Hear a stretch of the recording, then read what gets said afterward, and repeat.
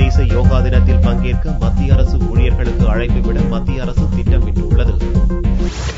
பிரதமர் மோடியின் வேண்டுகோளை ஏற்று ஜூன் 21ஆம் தேதியை சர்வதேச யோகா தினமாக ஐக்கிய நாடுகள் சபை அறிவித்தது.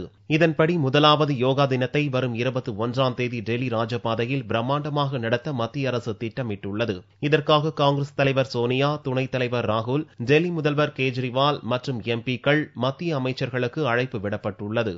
இவ்விழாவில் பிரதமர் மோடி தலைமையில் 40,000 பேர் ராஜபாதையில் யோகா பயிற்சி செய்வதற்கான ஏற்பாடு நடந்து வருகிறது.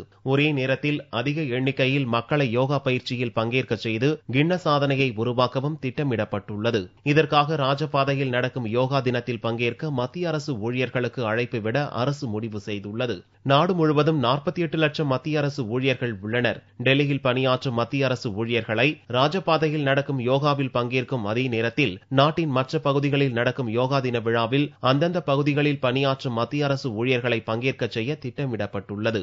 யோகா தின விழாவில் பங்கேற்பது கட்டாயம் அல்ல, விருப்பமுள்ள அரசு ஊழியர்கள் மட்டும் பங்கேற்கலாம் என்று பிரதமர் அலுவலக அதிகாரி ஒருவர் தெரிவித்தார்.